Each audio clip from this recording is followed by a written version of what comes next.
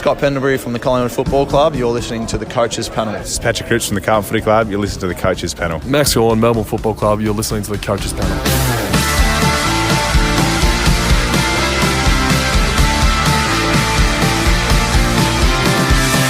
And with this, we depart the teens.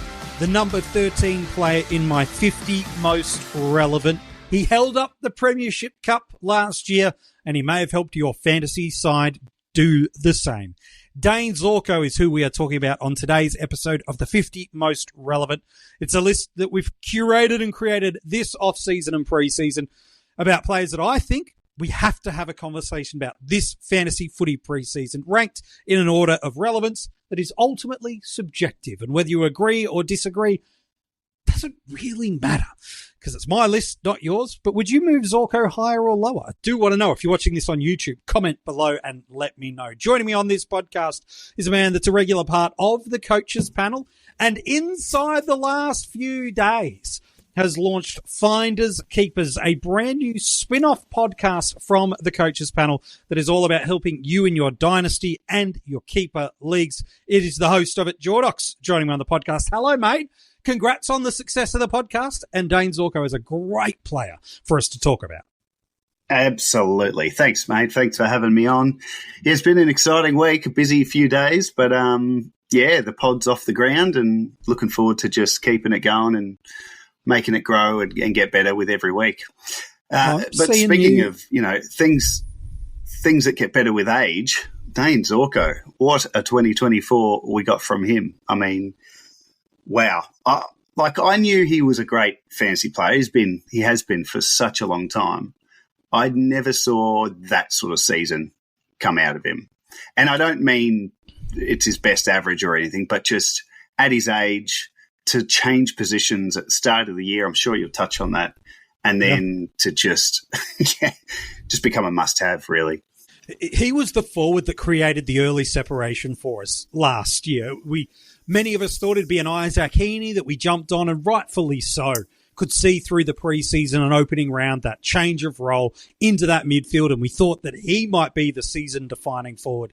I think if we look back retrospectively into 2024, it was Dayne Zorko, and your success in a season may have really just run alongside a parallel between how quickly you got your hands on Dayne Zorko into your team. A 110 average across the formats for us last year. And one of the big positional changes that shouldn't come as a surprise, but moves from that forward eligibility to a defensive eligible option for us in 2025. Just skinny of the $600,000 price point for us in SuperCoach, despite the 110 season, and over $1.1 million across AFL Fantasy and Dream Team due to such a stunning season. Last year, his season-high SuperCoach score was 161 against the Tigers. You got to go back a few years, though. Gosh, almost a decade against the Cats.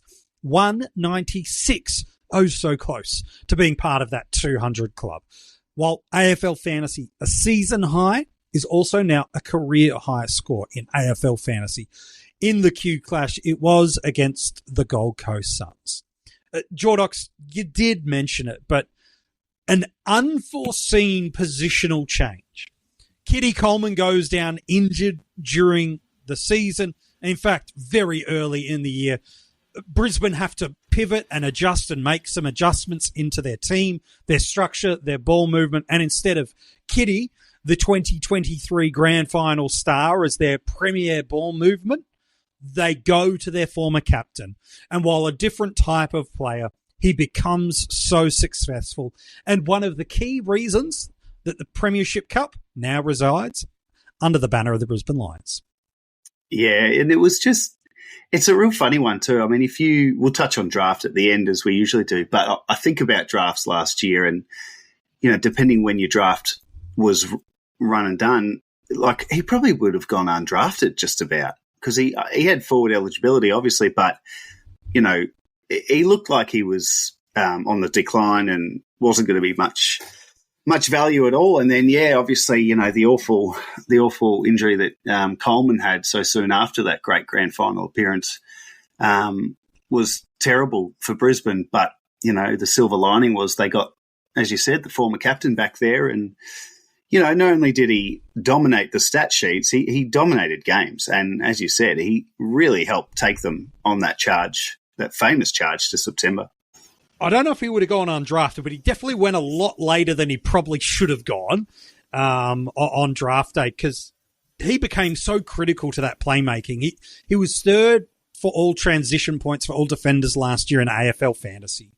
He's the sixth best storage from stoppage player for defenders in AFL Fantasy. Ranks first in the leagues for kicks per game, fourth for marks, seventh for meters gains, 13th for effective disposals and uncontested possessions. And that's not just Dayne zipping out the back to get easy, cheap football. This is him working his tail off to get that handball received. That is him running and sprinting, creating space and separation, working off opposition forwards to be able to become an outlet kick, to be able to use the ball so well. And he really became one of the core playmakers, if not the core playmaker for them, outside of winning the ball at centre bouts and at stoppages. Last year, we talked about such a successful year, the 110 across the formats, 15 AFL fantasy tons, 6 scores over 120, including that monster 184. And importantly, alongside that, just the one poor score in AFL fantasy of a score under 80, but ranks 4th for total points overall, 2nd for all defenders, and then 6th for averages overall and 3rd for defenders. An amazing AFL fantasy year. And then in SuperCoach, Jordox, almost pretty similar. The 15 tons, 7 over 120, a few more sub 80 scores, got impacted by a few games where he turned the ball over and a few tags did come his way at times. I want to get your thoughts on that in a moment. But 16th overall for points, 18th overall for averages, 4th overall for defenders by points, 5th by average. Just as you mentioned, despite getting to the game in a wheelchair, metaphorically speaking, he could not have had a better season for us. No, and I guess, the big question, and that's what we'll go through on this chat now, is, can he do it again, MJ? I mean, looking at his scores just quickly, the other beautiful thing about his season was when you look at his scoring, there's not these pockets where he went on runs.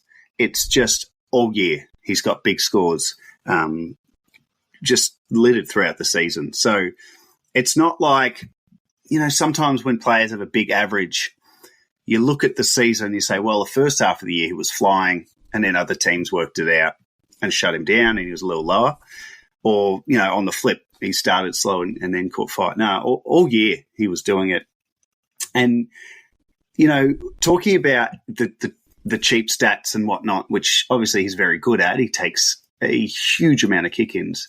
The other thing that struck me when looking at his stats is he's still laying a lot of tackles. Like, he's a midfielder from way back. And there was only one game last year where he didn't lay a tackle. So, yeah, his ability to fill the stat lines in every column is, something. It was something to behold, that's for sure.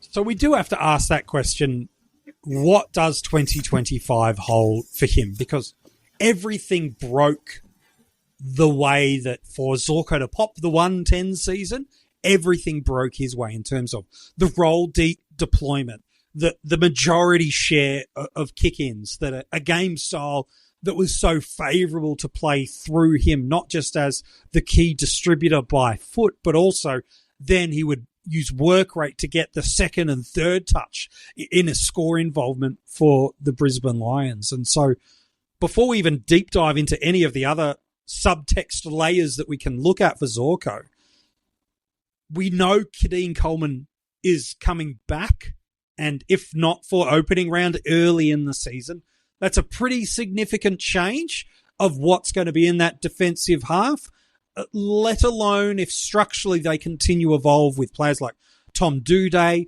coming in the first few months of the year as well. How do you see a pathway forward for Zorko, or do you see a pathway forward for Zorko to maintain the scoring rage that he held from last year?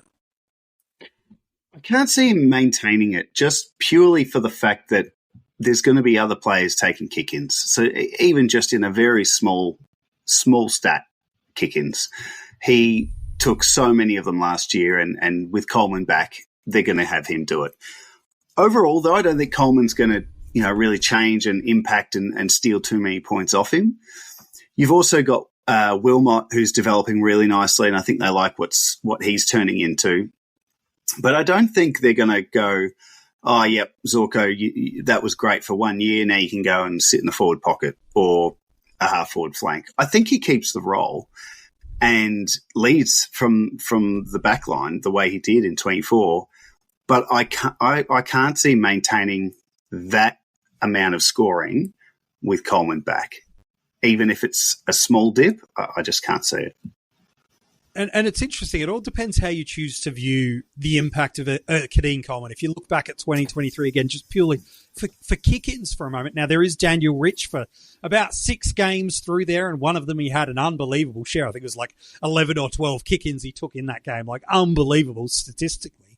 But it was Connor McKenna and Dayne Coleman. So it's about 94 and 41. The share, and then you do have a Darcy Wilmot sitting through there taking an element of it as well. But I'm not too sure we're going to see a drastic move away from Zorko being the primary.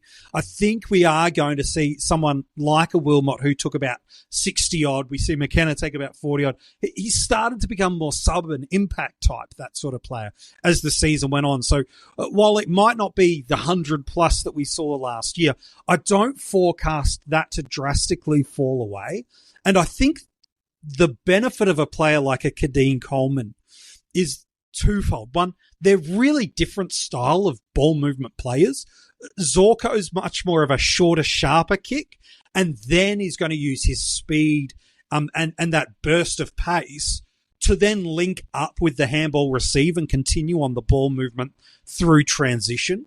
Whereas Dayne Coleman is more of a laser-like penetrating kick, who is a run and carry player, but is a different type of ball user. And I think for Brisbane, this is a great thing for them. I go back to a couple of games last year where teams started to tag Dayne Zorko because they realised we might be able to hamstring some ball movement here from the Brisbane Lions because he was the one wood coming out of defensive 50.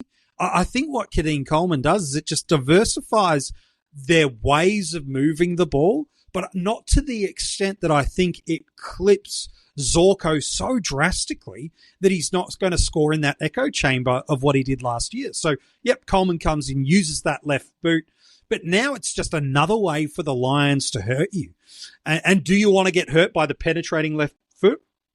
Or do you want the short, sharp kicks? It's very much like what the Bulldogs used to do. Do you want Bailey Dale to cut you up with his speed and kick? Or do you want it to be more the surgical cut of a Caleb Daniel who'd do a 25, 30-metre kick on the 45? So to me, I'm not too concerned about Dayne Coleman as the causation of a significant scoring drop. Yeah, I think they'll work really well together. Like you said, they play in a different way, and Coleman offers something different. And, it's funny too, when you think about kick-ins, yeah, Zorko will lose some kick-ins, but that just gives him a chance to take more cheap plus sixes in the deep in the back pocket. So, yeah, I don't know. Like I said, I don't see it being, this massive drop-off. I just can't see it being maintained. And it's not just because of Coleman. It's for a number of factors. The law of averages, age, and, it's just hard. It's hard to see him doing what he did in 24 again to the same level. Yeah. This episode is brought to you by Love Hurts. Kiwi Kwan has had quite a career, from childhood roles in Indiana Jones and the Temple of Doom and The Goonies to a recent Academy Award win for Everything Everywhere All at Once. But now Ki finally stars as a leading man in the film Love Hurts. Love Hurts is the perfect date night movie with its mix of over-the-top action, comedy, and a ton of heart. Love Hurts, only at theaters February 7th.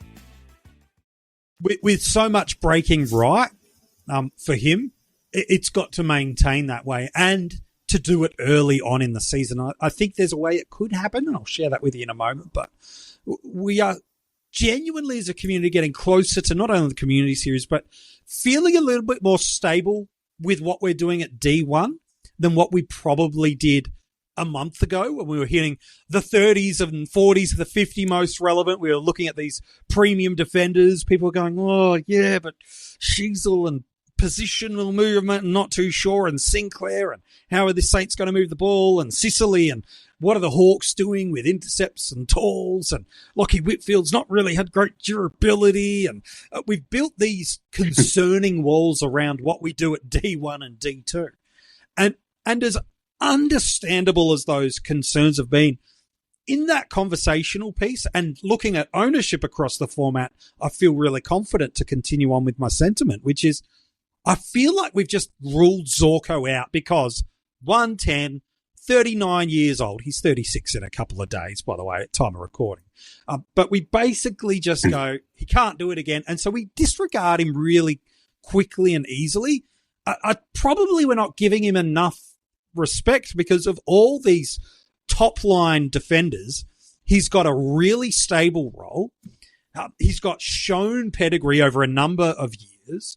He's not got some of the concerns that others do in this space. And while he does have some others that we'll address, he's just probably not getting enough consideration in the community and just getting overlooked way too easily. Yeah. No, you're right. He is. I haven't given him a great deal of thought before today's chat, to be fair. So you're right. But I guess there is reasons, and it's... There are. You know, I don't know. How much do you look into the psychology of players? Like I just think about Zork and what was driving him in 24, that, you know, such a long career without tasting the ultimate success, so close in 2023, and then to reach the pinnacle. Now, I'm not suggesting now this year, he doesn't try or he's not as good as he was last year, but there's something intangible in the motivation of a player. I think it's more of a subconscious thing anyway. People talk about the contract year. I mean, this is a guy who was probably at points last year thinking this may be it.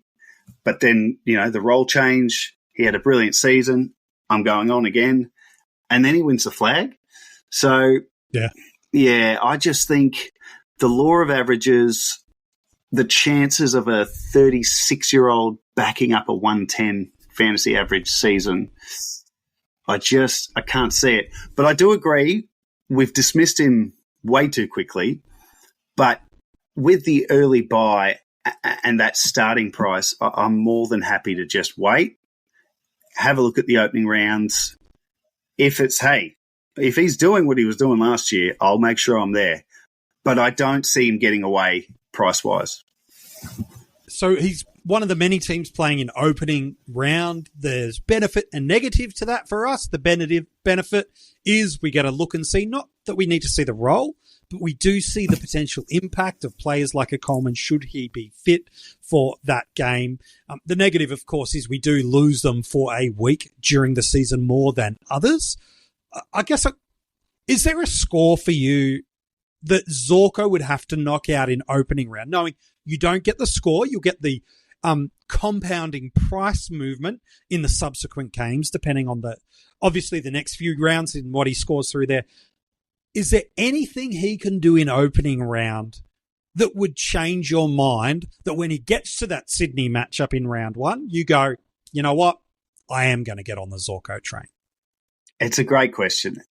And I love the question because it's such a new concept. This is only the second year we've had opening round. So last year was our first chance to have a real game for premiership points that we could, as a fantasy community, look at before finalising our squads. Previously, it would be, what if he scored 160 in a JLT game or a community series match, whatever it may be. And it's like, well, it's a pracky match. You can't read too much into these things. But you're right. What does he have to score? I mean, if he scores 150 in opening round, who are any of us to say, nah, no thanks? So I don't know. I'm nowhere near confident on my D1, D2, the setup that I have, that maybe I could be convinced by a 140, 150 in opening round.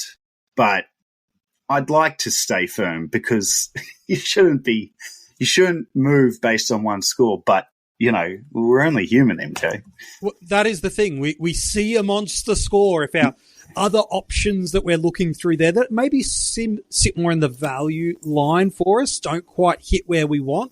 It is those 5 or 6 days between the conclusion of opening round and the commencement of that Thursday night Richmond and Carlton game that so much information has changed for us. The challenge is guys like Coleman, Mills, Roberts, Perryman, just in the back line alone, and Holmes, are the players we consider, and they are the players that are off on that bye in round 3.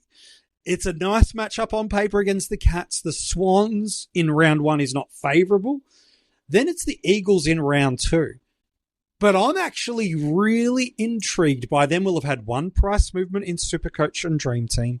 We'll have had an acceleration of a few movements in AFL Fantasy. I think there's a world where I could very quickly endorse a jump-on movement to Coleman on the not Coleman, on Zorko, on the premise that a few other variables line up. A few of your mid prices fail. You need to do something. A premium mid defender that you start gets injured. A couple of variables. Because after the bye, that month straight after it, there are some matchups here that historically and forecast-wise, I think look pretty appetizing. Straight after the bye, they play Saturday afternoon against the Tigers at the MCG.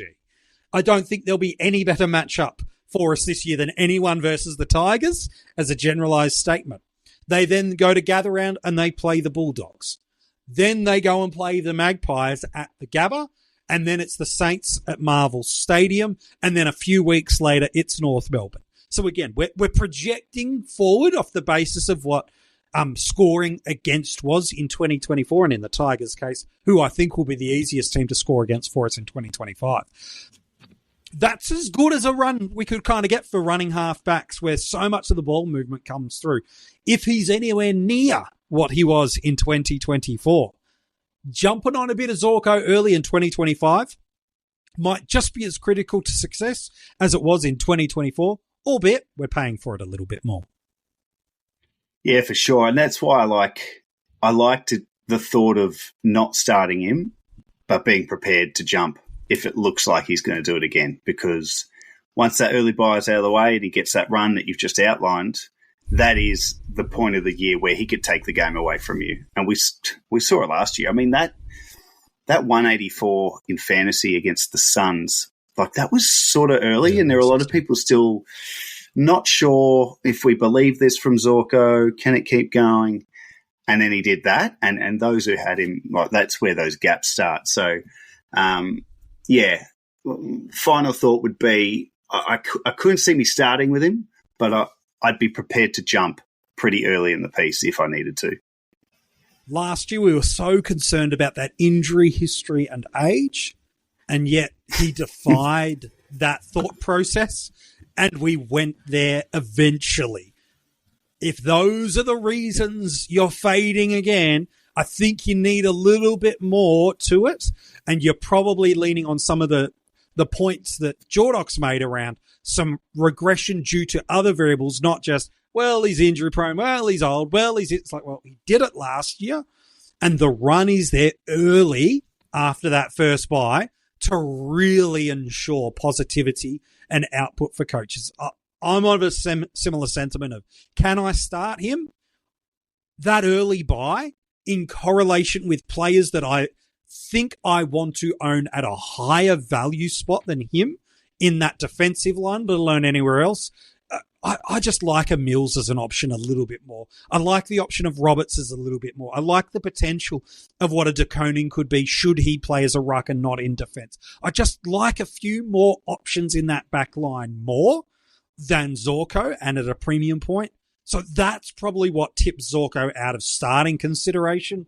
But round 4 onwards, once that fixture starts, if the variables hold from 2024 into 2025, I'm jumping on. But on draft day, we here at the Coaches Panel will be drafting on the Keeper platform. Unrivaled customization, and you can do your single season, your dynasty, or your keeper and even your category leagues in there as well. Keeper is the place to draft from and for in 2025. All right, Jordox, where does he go on draft day in a single season draft? I know Finders Keepers, the podcast that you're the host of for us here at the Coaches Panel, is a Keeper and Dynasty League podcast. So we'll ask you about a keeper mindset in a moment. But single season draft, where do you see him going on draft day? Well, I think a little bit of that, you said lack of respect for him from the classic crowd. I think we'll see a little bit of that in draft because of the age. So, look, clearly he's a D1, but I can see a lot of other D1s going before him. So, look, he'll go early, but probably not as early as he should. And, I reckon he's not a bad target. If you want a really strong D1, you don't want to go early in that line. The only thing I'd say, though, is you've got to be – part of draft is knowing who you're drafting with, and that's not always possible. But if you're playing with mates and your mates are kind of casual fans, a lot of people will just draft for the average and they won't consider his age and they won't consider his history. So I don't think you could wait too long before he's snapped up. But, clearly he'll be a D1. I just think there'll be a bunch that go ahead of him. Yeah, the likes of Sinclair, Sheasel, Whitfield are almost certainly across the formats to go. But he does feel like that right bottom of tier 1 defenders that if he falls to you in that right range, which is you don't have to spend a first or probable second round pick to secure him. If you're looking to get a top line defender, he to me feels like the one that's more likely to fall to you rather than you have to force to be able to get ahead of. On a keeper in a dynasty league, though, so hard because we forecast last year was a potential final season. I'd be shocked if he comes around the mountain after this year. But a 1 year wonder of 100+ defender, still a highly valuable asset in keeper and dynasty leagues, isn't he? Oh, for sure. I mean, you're probably the person who owns him, if they were thinking about it, should have looked, unless they were challenging for the flag last year, should have been looking at how can they cash in before, A, he loses forward status, and then B, he's another year older. If he's available on any, if any chance he's available in any pools, just grab him and have fun. Even if you're a rebuilding side, grab him because you'll be able to trade him to a contender.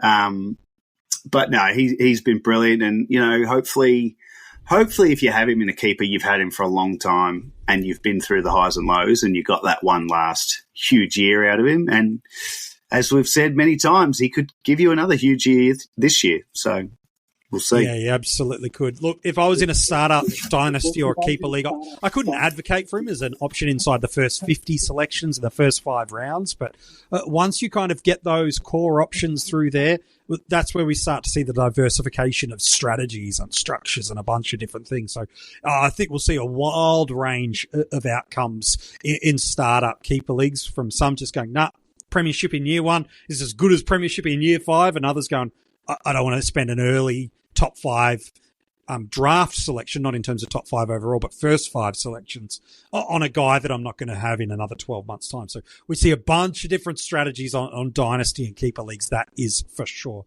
Hey, mate, always a pleasure talking fantasy footy with you. Finders Keepers, absolutely knocking it out. I've seen it in the top 50 in the sports charts on Apple Podcasts, Spotify podcasts as well. So an absolute credit to you, mate, for delivering some great content. Your draft rankings is what you're doing for redraft at the moment for keeper and dynasty leagues.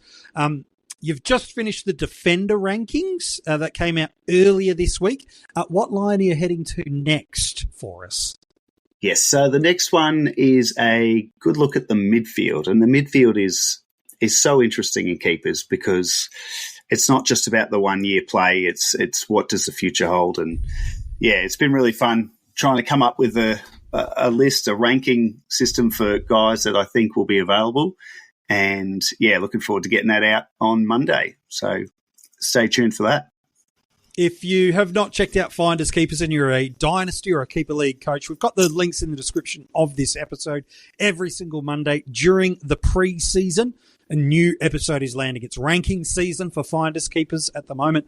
And then there may be some strategic conversations that come in the next couple of weeks. Not saying too much, but Finders Keepers is definitely a brand new podcast from the Coaches Panel that we would love for you to go and check out, especially if you're a Dynasty or a Keeper League coach.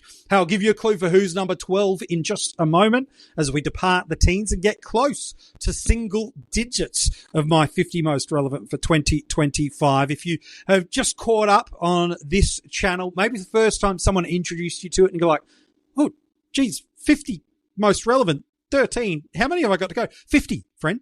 There's 50 in the series. And so there's well and truly almost 40 players you could go back in time and check out. You can get them as an audio podcast across Spotify, Apple Podcasts, YouTube Music, wherever you get your podcasts. Simply search for the Coaches Panel and subscribe and give us a 5-star rating. We so greatly appreciate it. I know it feels like a small token gesture, but actually it's a huge, important thing that helps others that are searching for fantasy footy content find the Coaches Panel. So we'd love you to do that and give us a review. If you give us a review, we'll read it out on an upcoming podcast. And if you want to, you can always watch these podcasts on YouTube. Subscribe, turn the notifications on so that as soon as an episode goes live, you get notified straight away. And comment below. Do you think Zorko is going to be as good as he was last year? Do you see a little bit of regression?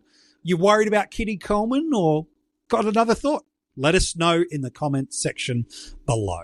All the details of where you can get in touch with us, getting your hands on some Coaches Panel merch that Jordox is repping today. If you're watching the video, you can see those beautiful caps that are flying out the merch store at the moment. You can get some hoodies, shirts, a whole bunch of other stuff. Whether you want to get your hands on some Patreons who get some early access and exclusive access content, or you want to find the details for the Finders Keepers podcast. It's all there. It's busy in the description of this episode. You ready for the next player in the 50 most relevant? Here's a couple of clues for you. We've been doing this series now for, I think, about 8 years. I've done a total of about 10 of them, but on the Coaches Panel, I've done 8 years, I think it is, of the 50 most relevant. And I went back through historically the other day, just more out of curiosity. Who have been the frequent players that have come through as names regularly in the 50 most relevant? True story. I was just trying to see how many Josh Kellys I got in there. That's true story. That's how we got there. But as I went through the looking back of seeing who was in this 50 most relevant, there was a name that I just kept seeing year upon year upon year upon year, and always in the upper echelons. He's a player that if you don't start him in 2025, barring injury or suspension, I'd be shocked if you didn't have him at any point in 2025. A perennial top performer for us across the formats for as long as I can recall. And an unbelievably good scoring option and ranking option for us in the 50 most relevant. Who is this player? And when and how will you get your hands on him in 2025? We will talk about him tomorrow here on the 50 most relevant.